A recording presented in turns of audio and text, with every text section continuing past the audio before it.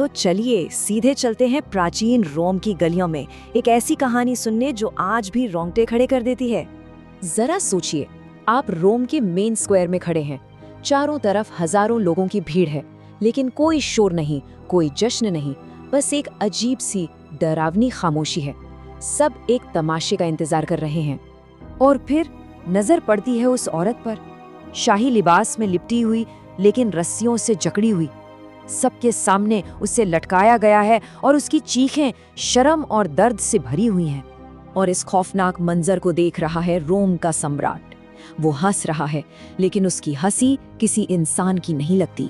और वहीं महल के खिड़की से एक छोटी सी बच्ची ये सब देख रही है।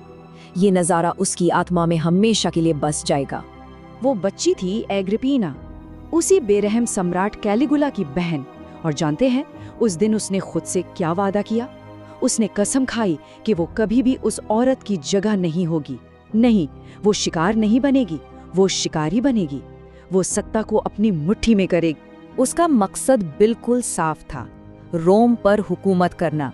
पर एक बहुत बड़ी दीवार थी सामने। रोमन कानून के मुताबिक कोई औरत सीधे गद्दी पर नहीं बैठ सकती थी। तो उसने एक दूसरा रास्ता चुना। अगर वो खुद रानी नहीं बन सकती, तो वो अपने बेटे के जरिए राज करेगी। और उसका बेटा नीरो इस पूरी कहानी का सबसे अहम मोहरा बनने वाला था। और सुनिए, ये बात सिर्फ हम नहीं कह रहे, नीरो के अपने पिता ने ये भविष्यवाणी की थी। वो जानता था कि उसके और एग्रिपीना के मिलन से जो औलाद होगी, वो दुनिया के लिए किसी श्राप से कम नहीं होगी। एक ऐसी डरावनी सच्चाई जो इस कहानी पर हमेशा मंडराती रही। तो अब सवाल ये है कि एग्रिपीना ने अपना ये मकसद पूरा कैसे किया? भाई, उसका रास्ता फूलों से नहीं, बल्कि जहर, साजिशों और धोखे से भरा हुआ था। उसका प्लान 4 हिस्सों में बटा था। पहला, अपने सगे चाचा सम्राट क्लॉडियस से शादी कर लो। दूसरा, किसी तरह क्लॉडियस को मनाओ कि वो नीरो को गोद ले ले और अपना वारिस बना दे। तीसरा, जो असली वारिस है क्लॉडियस का बेटा ब्रिटानिकस, उसे रास्ते से हटा दो। और आखिरी कदम, सिंहासन पर कब्जा। अपने प्लान के तहत उसने अपने ही पति सम्राट क्लॉडियस को रास्ते से हटाने का फैसला किया। इसके लिए उसने शहर की सबसे माहिर जहर बनाने वाली लोकुस्टा को काम पर लगाया। जहरीले मशरूम की एक डिश तैयार की गई और एग्रिपीना ने एक प्यारी सी मुस्कान के साथ वो प्लेट अपने पति के सामने रख दी। और फिर वो वहीं बैठी रही, अपनी आंखों से उसे तड़प तड़प कर मरते हुए देखती रही। क्लॉडियस के मरते ही सिर्फ 16 साल का नीरो सम्राट बन गया। लेकिन रोम का बच्चा बच्चा जानता था कि ताज भले ही नीरो के सिर पर है, लेकिन सत्ता की असली चाबी उसकी माँ के हाथ में है। शुरुआत में तो सब ठीक चल रहा था।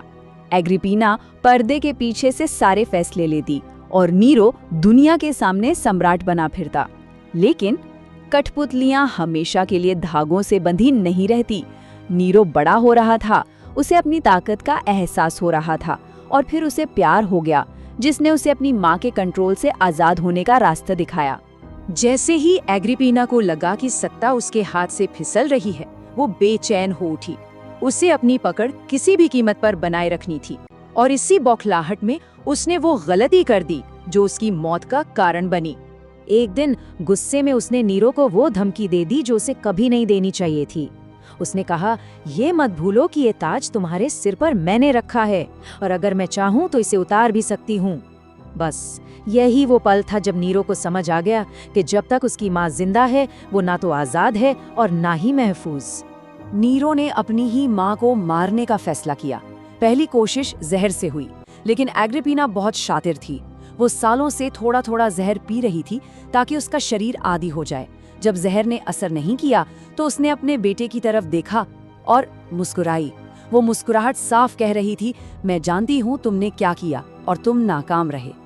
नीरो अब डर गया था। उसकी अगली साजिश और भी भयानक थी। उसने एक खास जहाज बनवाया जिसकी छत एक बटन दबाते ही गिर सकती थी। उसने अपनी माँ को उस जहाज पर दावत के लिए भेजा। बीच समंदर में छत गिरी, जहाज डूबा, लेकिन एग्रिपीना फिर भी बच गई। वो तैर कर किनारे तक आ गई। अब नीरो के सब्र का बांध टूट चुका था। उसने सीधे हथियारे भेज दिए। जब सैनिक तलवार लेकर उसके कमरे में घुसे तो एग्रिपीना डरी नहीं। उसने अपने पेट की तरफ इशारा किया और चिल्लाकर कहा, यहाँ मारो, इस कोख पर वार करो जिसने तुम जैसे राक्षस को जन्म दिया है। यानी अपनी मौत को भी उसने अपनी शर्तों पर कबूल किया। माँ की मौत के बाद नीरो को लगा कि वो आज़ाद हो गया है, लेकिन असल में उसके अंदर कैद वो राक्षस पूरी तरह से आज़ाद हो गया था। अब उसे रोकने वाला कोई नहीं था। और फिर शुरू हुआ आतंक का दौर। उसने अपने सौतेले भाई ब्रिचानिकस को खाने की टेबल पर ही जहर दे दिया। अपनी गर्भवती पत्नी को लाते मार मार कर मार डाला।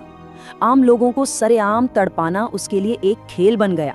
और कहते हैं कि जब पूरा रोम जल रहा था तो वो अपने महल की छत पर खड़ा बांसुरी बजा रहा था। देखा जाए तो नीरो वही कर रहा था जो उसने अपनी माँ से सीखा था। एग्रिपीना ने ही तो उसे सिखाया था कि सत्ता के लिए कत्ल करना जायज़ है। नीरो ने बस उसी सबक को पूरे रोम पर आजमा दिया। तो कहानी के आखिरी में ये एक सवाल हमें परेशान करता है, इस पूरी त्राजेडी का असली राक्षस कौन था? वो माँ जिसने अपनी महत्वाकांक्षा में एक राक्षस को बनाया, या फिर वो बेटा जो आखिरकार वही बन गया जो उसकी माँ उसे बनाना चाहती थी? इसका जवाब शायद इतिहास में कहीं खो गया है।